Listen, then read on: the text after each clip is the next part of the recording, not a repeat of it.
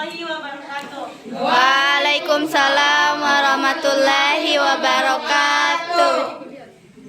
Perkenalkan, saya Audifa Safira yang akan memandu jalannya diskusi pada kali ini. Sebelum itu, saya ucapkan dengan ucapan basmalah, diskusi pada hari ini kita buka. Bismillahirrahmanirrahim. Untuk mempersingkat waktu, saya mempersilahkan kepada ketua materi untuk memaparkan materinya.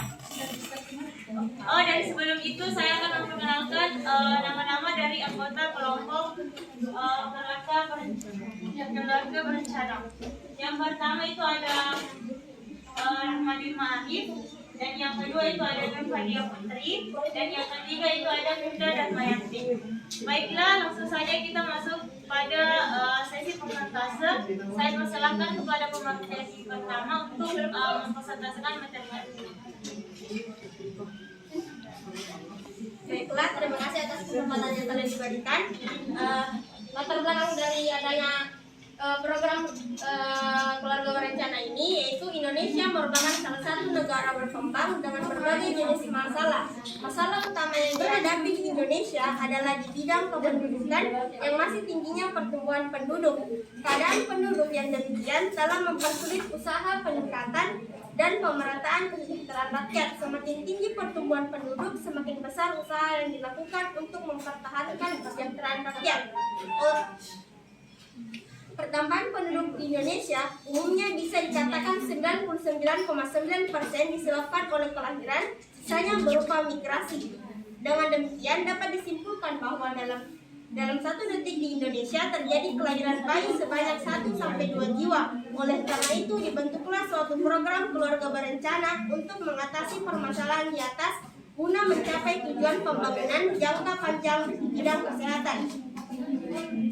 Apa sih itu program keluarga berencana? Program keluarga berencana merupakan salah satu upaya pemerintah untuk mengendalikan jumlah penduduk. Keluarga berencana di Indonesia dimulai sejak tanggal 23 Desember tahun 1957. Kegiatan keluarga berencana telah ditingkatkan menjadi suatu gerakan nasional.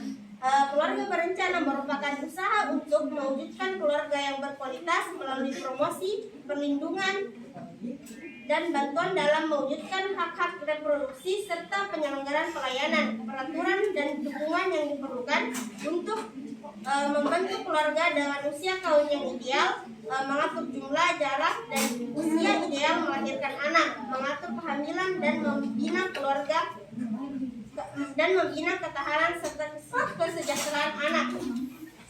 Yang selanjutnya yaitu tujuan program keluarga berencana.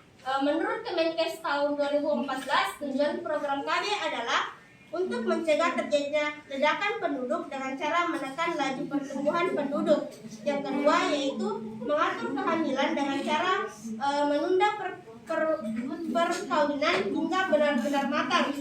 Yang ketiga, membantu dan mengobati kemandulan atau infertilisasi bagi pasangan yang telah menikah lebih dari 1 tahun dan ingin memiliki anak tetapi belum mendapat keturunan.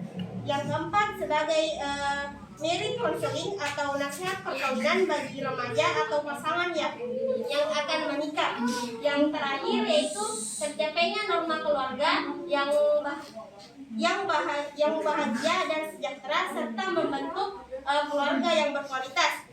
Yang selanjutnya yaitu menurut Undang-Undang Republik Indonesia tahun nomor 52 tahun 2019 mengenai perkembangan kependudukan dan pembangunan keluarga. Yang pertama yaitu mengatur kehamilan yang sesuai dengan keinginan. Yang kedua menjaga kesehatan dan mengurangi angka kematian ibu dan bayi. Yang ketiga, mengembangkan kualitas informasi dan konseling pelayanan keluarga berencana dan kesehatan reproduksi. Yang keempat, mengembangkan partisipasi dan kesertaan pria dalam praktik keluarga berencana. Dan yang terakhir, mempromosikan penyusuan bayi sebagai usaha untuk menjarangkan jarang kehamilan. Mungkin itu materi yang dapat saya paparkan. Saya serahkan kembali ke moderator.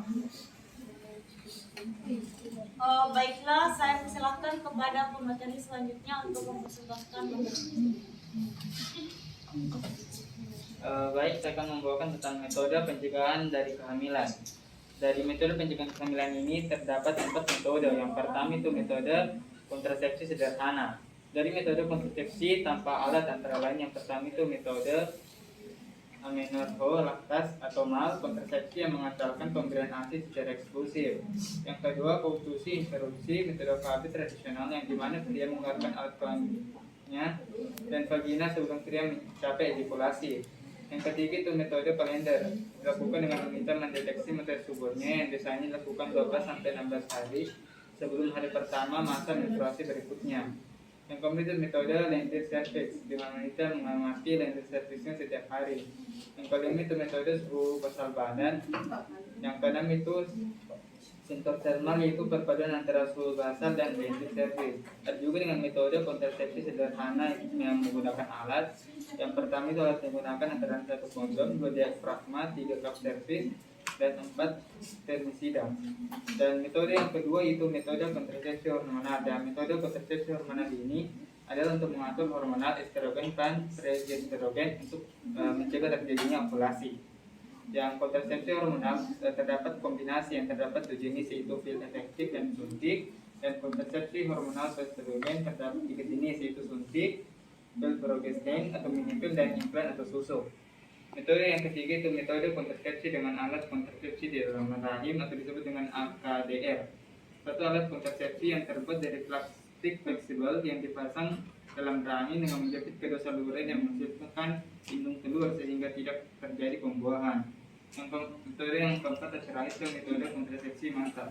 Metode kontrasepsi massal terdiri dari 2 macam, yaitu metode operatif wanita atau MOW dan metode operatif pria atau MOP. MOW sering dikenal dengan tubektomi karena prinsip metode ini adalah memotong atau mengikat saluran kedua atau tubek fallopi sehingga mencegah pertemuan antara ovum dan sperma. Baik, selanjutnya itu dampak dari KB. Program KB mempunyai dampak positif. Yang pertama itu penurunan kebutuhan penduduk, penanggulangan kesehatan reproduksi, dan yang ketiga itu kesejahteraan keluarga. Dampak-dampak positif tersebut sangat berpengaruh kepada masyarakat kita. Dan yang pertama itu tentang kepadatan penduduk yang juga mengurangi angka jumlah saing kerja sehingga dapat meningkatkan kesejahteraan dan mengurangi angka kemiskinan. Dan beberapa dampak negatifnya itu adalah efek samping dari program keluarga berencana atau KB terhadap kesehatan seperti menurunnya masa kesuburan, menurunnya gairah seksual, dan dapat juga menyebabkan depresi, dan juga besarnya anggaran pengadaan alat-alat kontrasepsi. Baik, untuk selanjutnya itu sektor keluarga berencana. Baik, sektor KB atau keluarga berencana adalah proses yang disadari oleh pasangan untuk memutuskan jumlah dan jarak anak serta waktu kelahirannya. Adapun jenis-jenisnya itu terdapat 6. Yang pertama itu sektor aktif, itu sektor yang pada saat menggunakannya salah satu cara atau kontrasepsi untuk menjalankan kehamilan atau mengakhiri kesuburan. Sektor aktif kembali adalah pasangan subur yang telah menggunakan kontrasepsi selama 3 bulan atau lebih yang tidak diselingi dengan suatu kehamilan dan kembali menggunakan cara alat kontrasepsi baik dengan cara yang sama maupun berganti secara berhenti atau berturut-turut. Yang ketiga itu sektor KB baru. Sektor KB baru adalah sektor yang baru pertama kali menggunakan alat atau obat kontrasepsi atau pasangan subur yang kembali menggunakan alat kontrasepsi setelah melahirkan atau abortus. Yang keempat itu sektor KB dini. Sektor KB dini merupakan para ibu yang menerima salah satu cara kontrasepsi dalam kurun waktu 2 minggu setelah melahirkan atau abortus. Yang kelima itu sektor KB langsung. Sektor KB langsung merupakan di mana para istri memakai salah satu cara kontrasepsi dalam waktu 40 hari setelah melahirkan atau abortus atau mengalami keguguran. Sektor KB dropout. Sektor KB dropout adalah sektor yang menghentikan pemakaian kontrasepsi lebih dari 3 bulan. Jadi itulah penguraian dari materi saya kembalikan kepada moderator.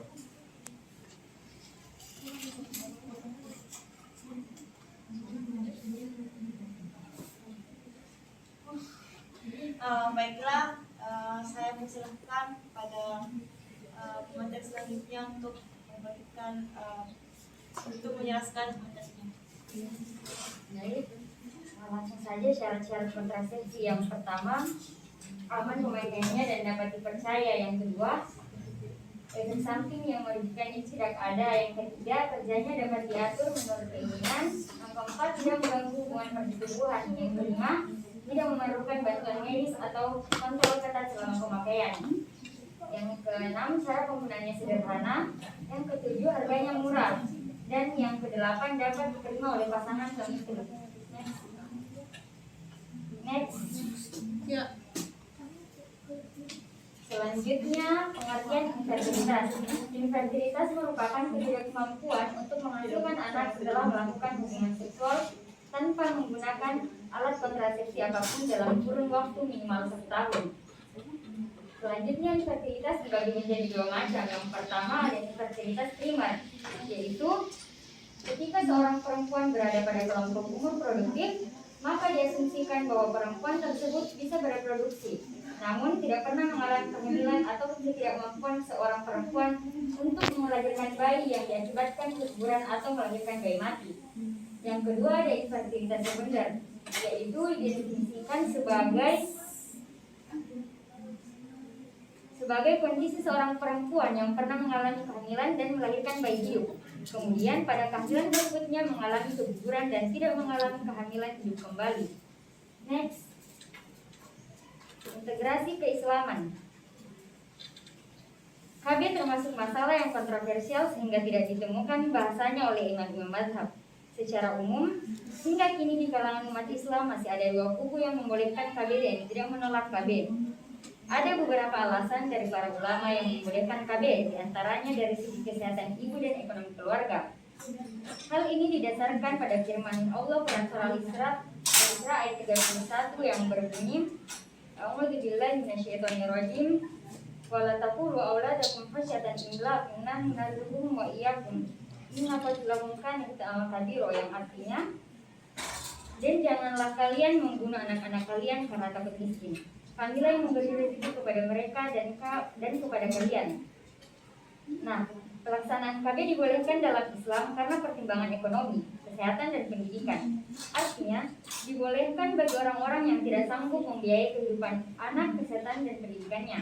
Bahkan, menjadi dosa baginya jikalau ia melahirkan anak yang tidak terurus masa depannya, yang akhirnya menjadi beban yang berat bagi masyarakat. Hal ini berdasarkan pada sebuah ayat Al-Quran Surah An-Nisa ayat 9 yang berbunyi, A'udzubillahi minasyaitonirrajim, wal yakhshal ladzina law taraku min khalfihim dzurriyyatan dha'afan khafu 'alaihim falyattaqullaha wal yaqulu qawlan sadida, yang artinya, dan hendaklah orang takut kepada Allah bila seandainya mereka meninggalkan anak-anaknya yang dalam keadaan lemah, yang mereka khawatirkan terhadap kesejahteraan mereka. Oleh sebab itu, hendaklah mereka bertakwa kepada Allah dan mengucapkan perkataan yang benar. Ayat ini menerangkan bahwa kelemahan ekonomi, kurangnya stabilnya fisik, dan kelemahan intelijensi anak akibat kekurangan makanan yang tanggung jawab kedua orang tuanya. Maka disinilah peranan KB untuk orang yang tidak dapat menyanggupi hal tersebut, agar tidak berdosa di kemudian hari bila meninggalkan pertunannya. Next. Selanjutnya, ada alat kontrasepsi yang sering digunakan, yang dibolehkan dan diharamkan. Alat kontrasepsi yang dibolehkan pada wanita yang pertama, IUD atau ADR, yang kedua pil, yang ketiga obat suntik, yang keempat susu, yang kelima cara-cara tradisional dan metode sederhana seperti minum jamu. Kemudian yang dibolehkan untuk pria seperti kondom dan coitus interruptus. Selanjutnya, sedangkan alat kontrasepsi yang dilarang dalam Islam untuk wanita adalah yang pertama, ada menstrual regulation atau penggunaan kandungan yang masih muda, pengguguran kandungan yang masih muda. Yang kedua, abortus atau pengguguran kandungan yang sudah bernyawa. Yang ketiga, ligasi tuba atau mengangkat saluran kantong ovum dan tubektomi, yang disebut juga dengan sterilisasi. Dan kontrasepsi yang dilarang untuk pria yaitu vasektomi, dan cara ini disebut juga sterilisasi. Terima kasih, saya kembalikan kepada moderator. Baiklah, tadi sesi penyampaian materi. Selanjutnya saya buka sesi tanya jawab. Bagi teman-teman sekalian yang ingin bertanya, silahkan saya persilahkan. Baiklah, saya persilahkan kepada Nurani Sadayani untuk memberikan pertanyaan. Baik, terima kasih atas kesempatan yang diberikan oleh moderator. Jadi pertanyaan saya yaitu kenapa bisa hamil meskipun sudah minum pil KB? Terima kasih.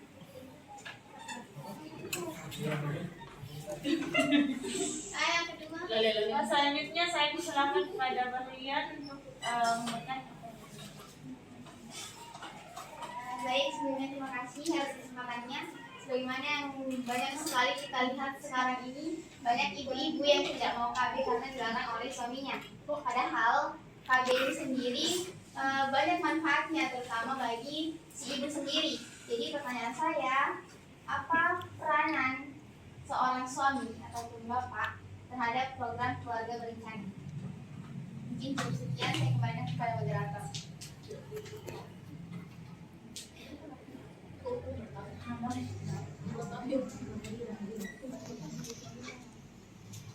Baiklah, saya persilahkan kepada Nur Fadila untuk memberikan pertanyaan. Baik, langsung saja pertanyaan saya, apakah benar minum pil KB untuk wanita yang lama dapat menyebabkan sulit hamil? Sekian.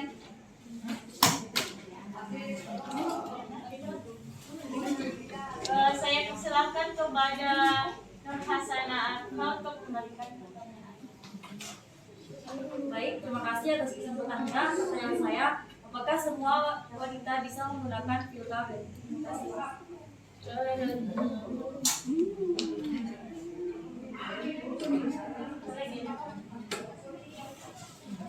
Selanjutnya saya persilahkan kepada Elva Indra untuk memberikan pertanyaan. Baik, terima kasih atas kesempatannya. Sebagaimana yang tadi dijelaskan bahwasanya program keluarga berencana itu merupakan program pemerintah yang bertujuan untuk mengatur tingkat kelahiran di masyarakat agar tidak terjadinya kepadatan penduduk.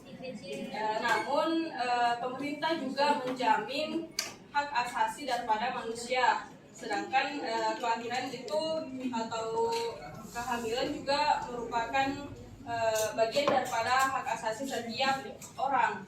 Jadi bagaimana caranya untuk menyadukan dua pendapat tersebut?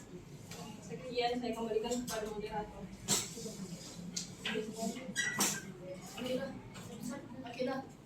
Baiklah, saya sesi tanya jawab saya tutup. Saya memberikan waktu kepada kelompok keluarga berencana untuk menjawab pertanyaan dari beberapa pertanyaan tadi. Baiklah, saya persilakan kepada kelompok dua untuk menjawab pertanyaan dari Nurani Sakayani. Baiklah, saya akan menjawab pertanyaan dari Nurani Sakayani yang bertanya kenapa orang yang minum KB tetap hamil. Jawabannya, kehamilan setelah minum pil KB sering terjadi.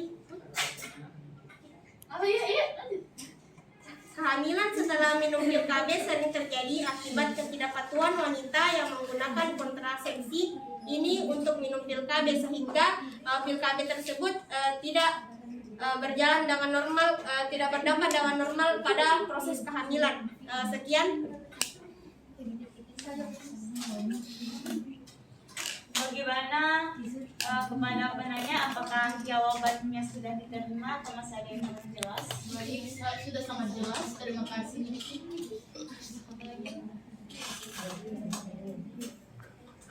Silakan kepada pemateri untuk menjawab pertanyaan dari Berlian. Saya persilakan. Pertanyaannya Berlian, apa partisipasi suami dalam program keluarga berencana?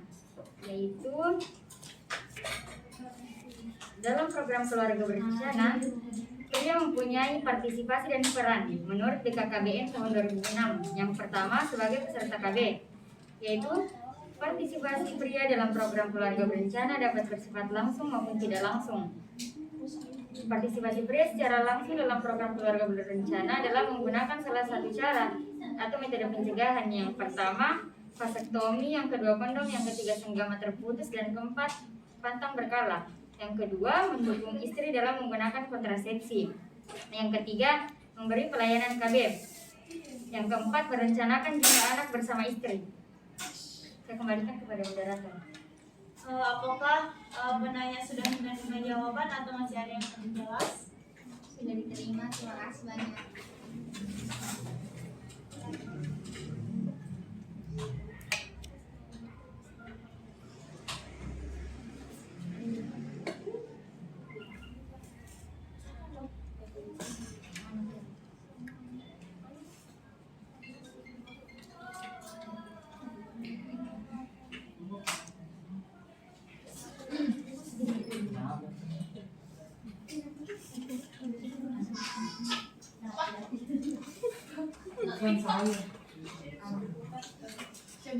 Baiklah, saya persilahkan kepada kelompok 2 untuk menjawab pertanyaan dari Nur Hasanah.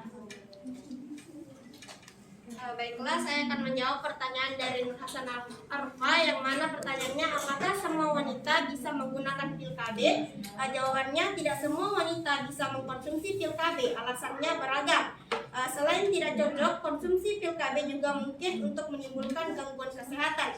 Wanita yang menderita penyakit jantung, penyakit hati, kanker payudara, kanker rahim, hipertensi, atau migrain disarankan untuk tidak minum pil KB. Jika pil KB tetap dikonsumsi, kondisi tersebut dapat memburuk dan bahkan dapat menimbulkan gangguan kesehatan lainnya. Mungkin sekian, saya kembalikan ke moderator. Bagaimana kepada penanya apakah jawaban sudah diterima atau masih ada yang belum jelas? Terima kasih atas jawabannya. Apa?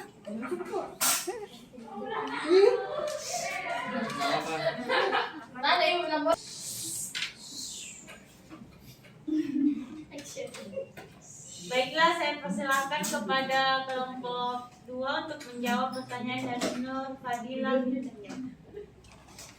Baik, saya akan menjawab pertanyaannya itu, apakah benar minum pil KB untuk waktu yang lama dapat menyebabkan sulit hamil? Ya, pertanyaan tersebut sangat benar karena meminum pil KB dalam jangka panjang dapat menurunkan kesuburan dari wanita dan juga dari seksualnya. Juga dapat mengakibatkan depresi dan gangguan kesehatan lainnya seperti kanker payudara dan lainnya. Setelah jawaban dari saya, kembalikan moderator. Baiklah, bagaimana kepada penanya apakah jawab bisa diterima apa masih ada yang perlu? Ya, kita Cukup ya.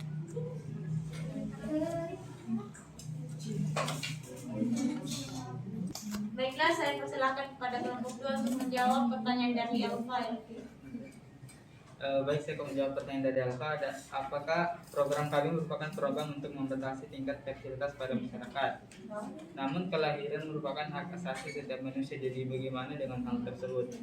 Jadi kelahiran memang merupakan hak asasi dari setiap manusia untuk bereproduksi, tapi harus dilihat dulu dengan situasi dan kondisinya. Apakah pasangan tersebut benar-benar cukup atau layak secara ekonomi maupun mentalnya?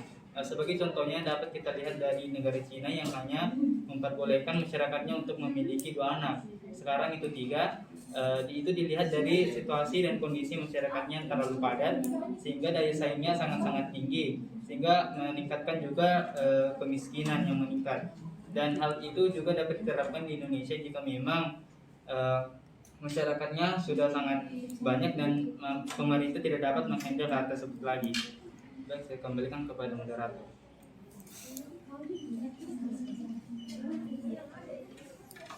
Baiklah, itulah.